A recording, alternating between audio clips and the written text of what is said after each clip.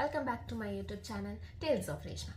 അപ്പോൾ ഇന്ന് ഞാൻ വിചാരിച്ചു ഒരു ലഞ്ച് പ്രിപ്പയർ ചെയ്യുന്ന വീഡിയോസ് കാണിക്കാമെന്ന് വിചാരിച്ചു. അപ്പോൾ ഇന്നത്തെ എൻ്റെ ലഞ്ചിന് പ്രത്യേകിച്ച് അങ്ങനെ വലിയ കറികളോ അങ്ങനെയൊന്നുമില്ല, നോർമൽ എല്ലാവരുടെ വീട്ടിലൊക്കെ ഉണ്ടാകുന്നത് പോലെ തന്നെയാണ് ഇന്നും. ഒരു ചോറിന് ഒഴിച്ചുകറി, പിന്നെ തോരൻ, ഞങ്ങളുടെ നാട്ടിൽ തോരൻ എന്നാണ് പറയുക, ചിലയിടത്ത് തന്നെ ഉപ്പേരി എന്നൊക്കെ പറയാറുണ്ട്. അപ്പോൾ ഒരു തോരൻ, പിന്നെ ഒരു ഫിഷ് ഫ്രൈ, ഇത്രയേ ഉള്ളൂ എൻ്റെ ലഞ്ച്. എന്നാൽ പിന്നെ നമുക്ക് ഒരുമിച്ച് ലഞ്ച് പ്രിപ്പയർ ചെയ്താലോ. ബൈ.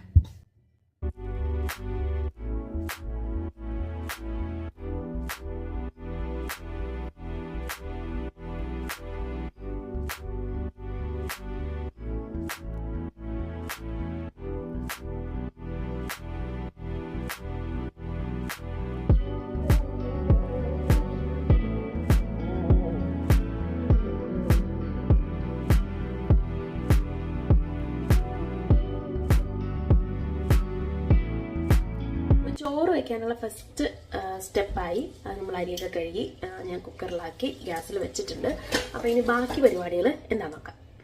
അപ്പോൾ ഞാനിവിടെ തോരൻ വെക്കാനായിട്ടൊരു 3 ക്യാരറ്റ് എടുത്തിട്ടുണ്ട്. ഇനി ഈ ക്യാരറ്റിനെ കട്ട് ചെയ്ത് ചട്ടിയിലാക്കി നമുക്ക് തോരൻ വയ്ക്കാം.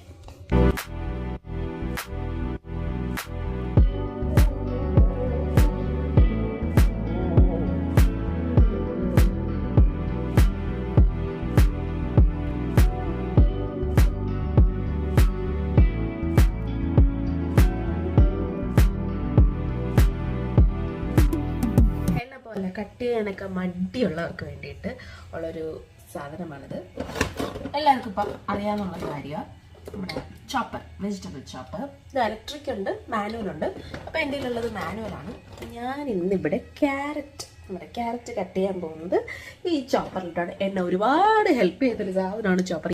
അപ്പം ചില സമയത്ത് ഭയങ്കര തിരക്കാണ്, എനിക്ക് രാവിലെ സമയം കിട്ടിയില്ല എന്നുണ്ടെങ്കിൽ ബീൻസ് വരെ ഞാൻ ഇതിനകത്തിട്ട് ചോപ്പ് ചെയ്യും. ബീൻസ് നമുക്ക് കട്ട് ചെയ്യുമ്പോൾ സർക്കിൾ ഷേപ്പിലിരിക്കും. പക്ഷെ നമുക്ക് ഇപ്പം കുറ്റം പറയാനും വേറെ ആരുമില്ല. പിന്നെ ഭർത്താവ് അങ്ങനെ വലിയ എന്താ നെഗറ്റീവ് കമൻസ് ഒന്നും പറയാത്ത ഒരാളായതുകൊണ്ട് ഞാൻ ഇതിലിട്ട് ബീൻസ് വരെ ചോപ്പ് ചെയ്യുന്ന ഒരാളാണ് ഞാൻ. ഓക്കെ, അത് നമുക്ക് തുടങ്ങിയാലോ.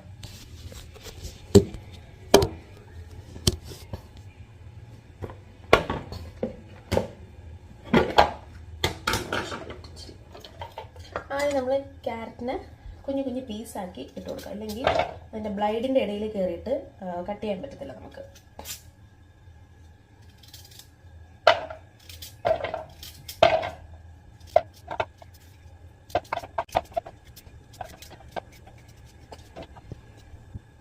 ക്യാരറ്റ് എല്ലാം ചോപ്പ് ചെയ്ത് എടുത്തിട്ടുണ്ട്. ഇനി ഇത് നമുക്ക് തോരൻ വയ്ക്കാൻ നോക്കാം.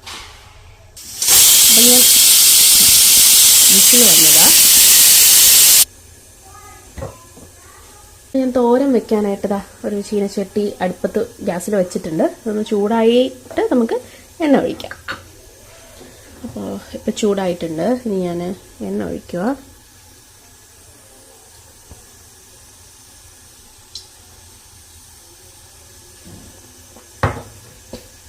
ബാക്കി ഇനി എല്ലാവർക്കും അറിയാവുന്ന പ്രൊസീജിയറാണ്. നമ്മൾ കടുകിട്ട് പൊട്ടിക്കും അല്ലേ, കടുക് പൊട്ടിക്കും, കറിവേപ്പില ഇടും, ക്യാരറ്റ് നമ്മൾ അരിഞ്ഞ് വെച്ചിരിക്കുന്ന ക്യാരറ്റ് എടുത്തിടും, പിന്നെ തേങ്ങയിടും, മുളക്, മഞ്ഞ, ജീരകം, ഇത്രയാണ്, ഉപ്പ്.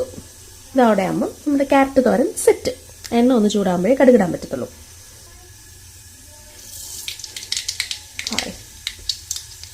ഇപ്പോൾ കടുകെല്ലാം പൊട്ടി നമുക്കിനി ക്യാരറ്റ് ഇതിലോട്ട് ഇടാം.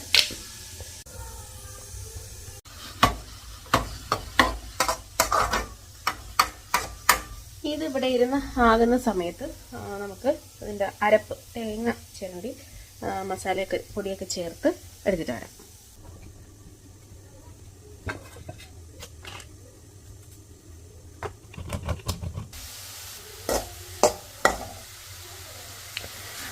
അപ്പോൾ പച്ചമുളക് ഞാനിതിൽ ഇട്ടിട്ടില്ല, കാരണം കുഞ്ഞുങ്ങൾക്ക് കൊടുക്കണുണ്ടേ. അവർക്കെങ്ങാനും കിട്ടിക്കഴിഞ്ഞ് കഴിഞ്ഞാൽ പിന്നെ ഭയങ്കര പണിയാണ്. പിന്നെ ഇതിൽ കറിവേപ്പില കാണാത്തത്, കറിവേപ്പില ഇല്ലാത്തത് കൊണ്ടാണ്, കറിവേപ്പില കഴിഞ്ഞു പോയി. സോ ഇത്രയേ ഉള്ളൂ. ഇതാണ് എൻ്റെ ക്യാരറ്റ് തോരൻ. ഓക്കേ,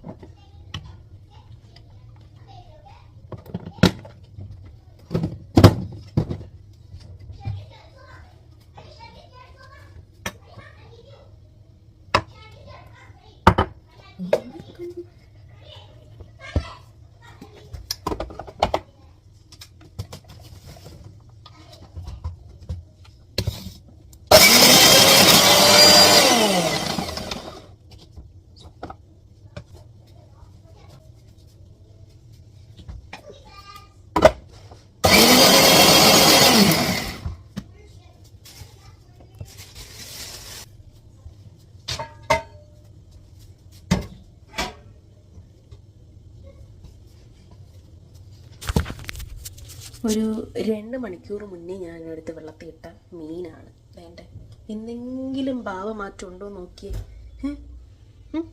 ഒരു ഒരു ഒരു പീസെങ്കിലും ഇളകുന്നുണ്ടോ നോക്കിയേ. ഒരനക്കുമില്ല. ഇത് എന്താ തിലാപ്പിയ എന്ന് പറഞ്ഞിട്ടുള്ളൊരു മീനാട്ടോ. വറുക്കാനൊക്കെ കൊള്ളാം. പക്ഷേ ഇവനെ ഞാൻ എത്ര നേരമായി എടുത്ത് വെള്ളത്തിൽ ഇട്ടിട്ട് ഫ്രീസറിൽ നിന്ന് എടുത്ത് അവനവനവനൊന്ന് ഇളകണമെന്നെങ്കിലും വരുന്നുണ്ട് തോന്നുന്നുണ്ടോ? ഓക്കെ, ബാക്കിയുള്ളവർ എങ്ങനെ ഇളക്കുമെന്ന് എനിക്കറിയില്ല.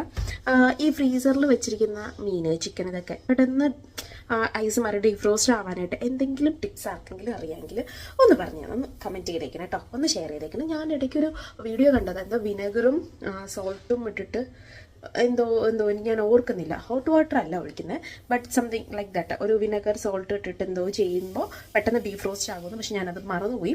അപ്പോൾ ആർക്കെങ്കിലും ഇതിൻ്റെ ഒരു ടിപ്പ് അറിയാമെങ്കിൽ ഒന്ന് കമൻറ്റ് ചെയ്തേക്ക്, കമൻറ്റ് ബിലോ. ഞാൻ അവനെ ഇളക്കാൻ പറ്റുമെന്നൊന്ന് ശ്രമിച്ചിട്ട് വരാം. അങ്ങനെ ഗൈസ്, ഞാൻ അവനെ ഇളക്കി സെപ്പറേറ്റ് ആക്കി കഴുകി ക്ലീൻ ചെയ്ത് വെച്ചേക്കും. അപ്പോൾ നിങ്ങൾ നേരത്തെ ഞാൻ മിക്സിയിൽ അരയ്ക്കുന്നത് കണ്ടത് ഇതിന് ചേർക്കാനുള്ള മസാലയാട്ടോ. ഇത് വറുക്കാൻ കൊള്ളാം എന്നുള്ളൊരു മീനാണ്. വറുത്ത് ചൂടോടെ കഴിച്ചാൽ കൊള്ളാം.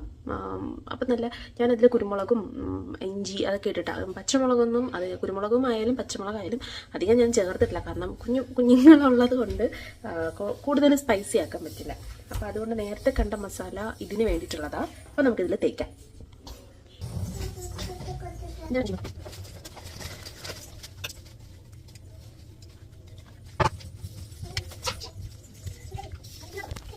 മസാലയൊക്കെ അതെ അങ്ങനെ തേച്ച് വെച്ചിട്ടുണ്ട്.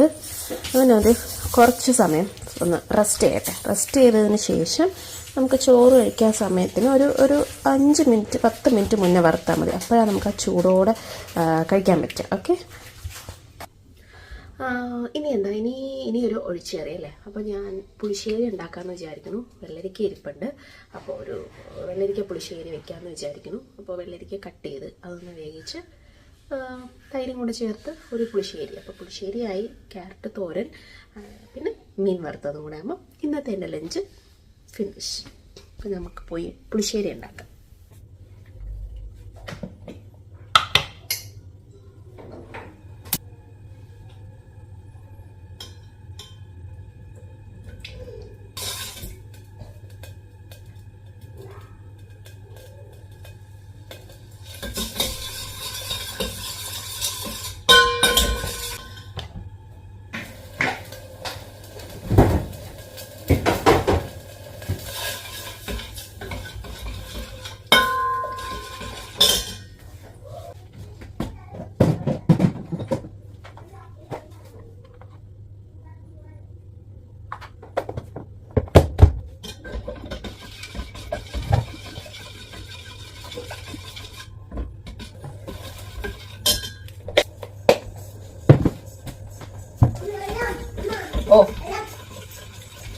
അപ്പോൾ പുളിശ്ശേരി ഇവിടെ തയ്യാറായി. ഇനി നമുക്ക് മീനൂടെ വറുത്താൽ മതി.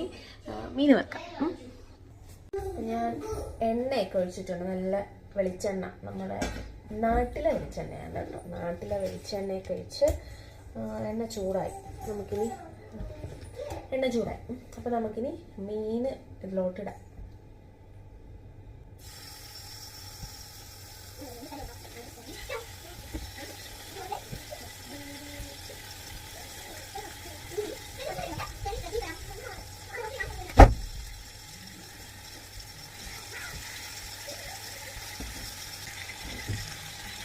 ഇത്രയുള്ള എൻ്റെ ഒരു ദിവസത്തെ ലഞ്ച് പ്രിപ്പറേഷൻ എന്ന് പറയുമ്പോൾ എൻ്റെ ചോറിന് ഒരു ഒഴിച്ചുകറി, പിന്നെ ഒരു തോരൻ, മീൻ വറുത്തതോ ചിലപ്പോൾ കറി വെക്കും.